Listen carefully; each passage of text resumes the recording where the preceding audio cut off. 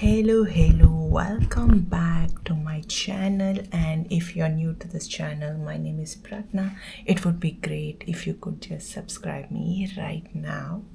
And I was just packing my bag and I just decided to vlog about what I'm trying to do. So I'm going on my next solo trip, which is to my favorite country.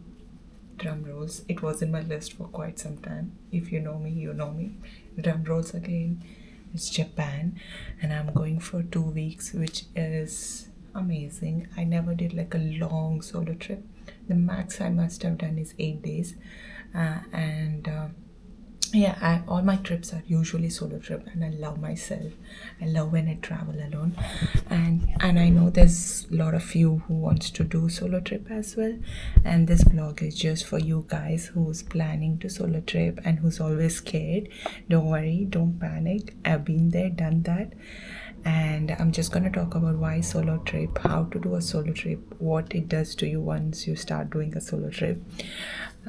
So I did my solo trip when so I have a thing, right? When I started working, I wanted to celebrate my birthday every year, just to pick up a random country and just travel.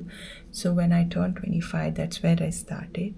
And my initial country that I went on my 25th birthday was Thailand. It was quite scary because Thailand, there's so much going on, but I managed. I overcome my fear. I was happy about myself. I was so proud of myself. Just pick up a place and just randomly walk. You plan your own itinerary. You don't have to depend on anyone. So what does solo trip do to you? It makes you very wise and strong, that you're not depending on anyone. You're anyway independent, right? You might be living in a different country, but you have friends, family, or colleagues around. But if no, that's the beauty of when you travel alone. You do things on your own, and you kind of be proud. You're not afraid to just walk alone. You're not afraid to eat your meal alone. You're not afraid to see the place alone. You're not afraid to ask some random stranger, hey, do you know where it is? So I think that's the beauty of solo trip. It makes you a better person. You come from the trip, you kind of be like, this was fun and I should do it often. And I've been doing it often, because everyone are busy in their life and I can't really depend on anyone just to travel with me. So that's where I started traveling alone. I have quite a lot of my friends who do their solo trip by themselves. And the second question you guys might have is, who clicks your picture? Well, that's a trick. I usually ask someone who's also traveling by themselves. I look in the crowd, and usually I pick someone from Asia because they're really good at click with the angle. So if you see a lot of my pictures in Instagram that I went alone, it's usually clicked by someone stranger. So I've been traveling solo on my birthday every year. So this year I've picked up Japan. So here are the few things that you need to do when you think about a travel destination. Usually I plan my trip ahead, like a year before. So when it comes to Japan, I have my board, I have my notes that I've written down that I want to do this. So this year I've decided that I'll do one big trip and then two small trips. So for this big trip, I usually prepare myself, right? First is a visa situation. Since I'm an Indian and I have only Indian passport, I need to plan in advance about the visa. So first step is get your visa sorted. And second of all, when you do your visa, obviously you need to do your itinerary, all your documents and stuff like that. And so yeah, first is get your visa sorted. For Japan, I'll let you know in a next video how to do your visa. Secondly, your accommodation. So when it's Japan, since it's 2 weeks, I want to cover as much as I can, but also I don't want to burden myself. Well, back then I used to do a lot in a day or 2 days, but this trip I just want to take it very chill pill. I'm just going to a country, just watching.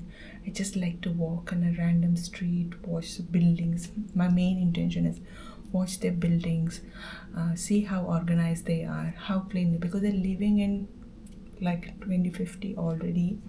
and I want to see that. I am very into when it comes to that. I like watching people. I like trying new cafes. I like trying matcha a lot. I've been drinking matcha for 4 5 years now, so this is like a perfect destination just try the origin matcha. So this is me. I like to explore the place, right?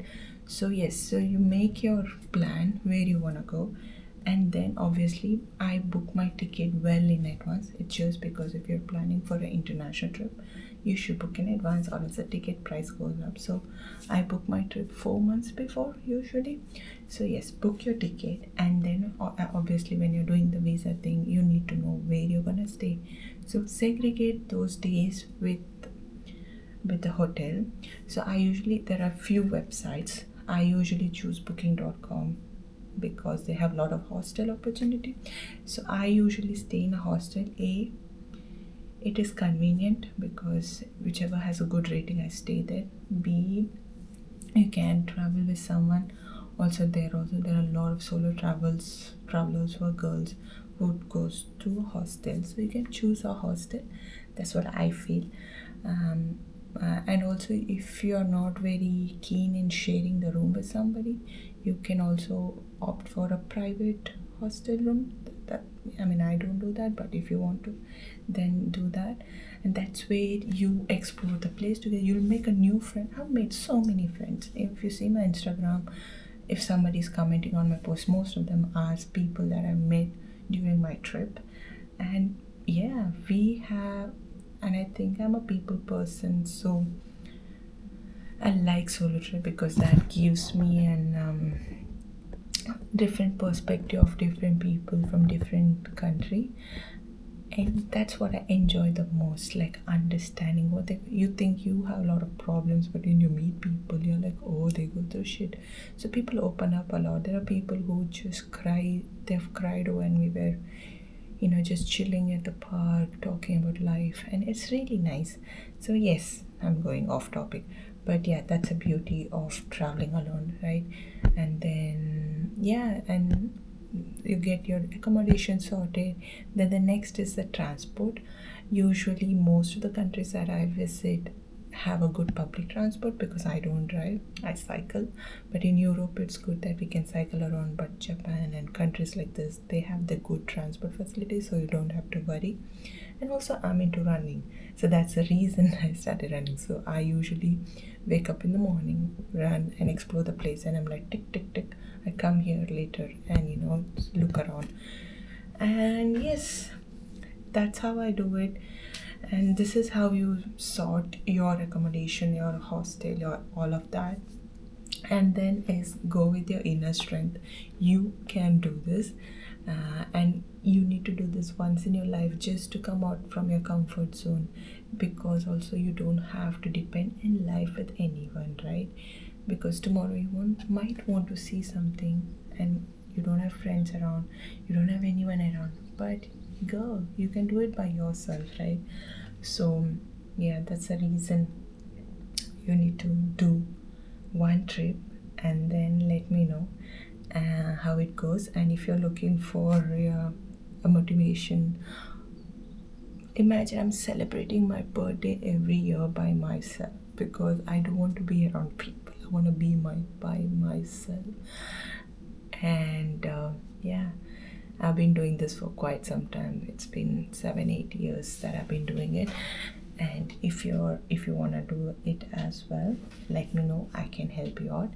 And that's all for the vlog. I don't have much time. This is just heart to heart conversation. If I missed out something, let me know in the comments below. And also, I'm celebrating my birthday. When you watch this, I'm already flying somewhere.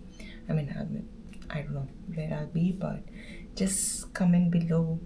And yes, I'll see you in the next vlog. Until then, take care. Bye.